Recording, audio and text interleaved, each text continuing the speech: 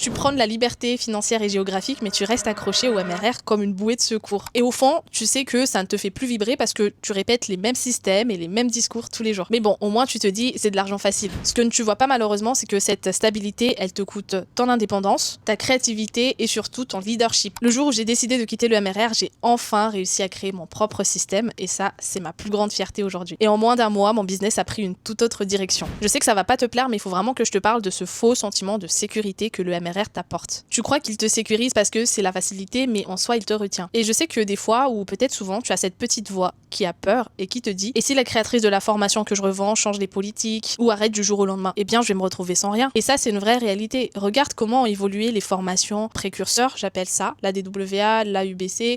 Ce sont des formations qui sont passées de MRR à 100% de droits de revente à affiliation.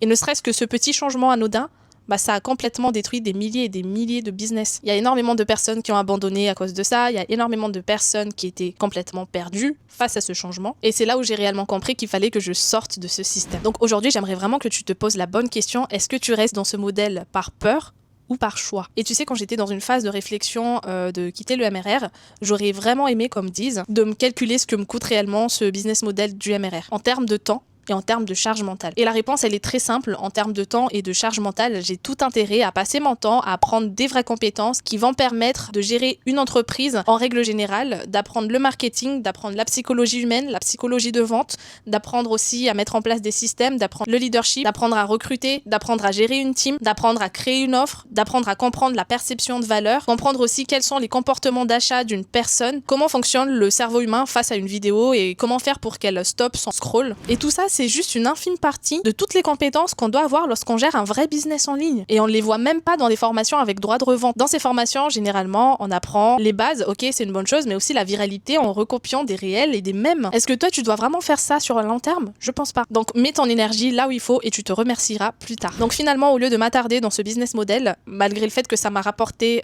10 000 € par mois de façon stable pendant 9 mois d'affilée, j'ai décidé de quitter ce modèle car je fais partie de ces personnes qui pensent long terme. Un an dans un business, c'est rien. Je compte être là encore dans 5 ans, dans 10 ans. Donc à partir du moment où j'ai créé mon offre signature, j'ai signé mes premières clientes et j'ai fait 20 000 € le premier mois où je me suis lancée. Et surtout, je détiens 100% de mon business. Je décide de tout. Un business 100% aligné par rapport à moi, mon offre, ma marque, ma méthode. Donc oui, en effet, le MRR me donnait l'illusion de la sécurité jusqu'au jour où j'ai aussi développé cette peur et jusqu'au jour où j'ai eu cette petite voix qui me disait et si un jour tout s'arrêtait, eh bien pas de bol parce que quand j'ai décidé d'arrêter le MRR, la DWA est passée en affiliation. Donc j'étais à ça parce que j'ai réussi à quitter la DWA avant que la formation est passée en affiliation. Donc si tu souhaites tranquillement sortir de ce business model du MRR et bâtir une offre à ton image et en rapport avec ton expertise, ta zone de génie, alors je peux t'aider à poser les fondations de ton offre et à vivre cette transition la plus fluide et rapide possible. Dans ce cas-là, je te laisserai directement cliquer sur le lien pour prendre rendez-vous et on se retrouve de l'autre côté.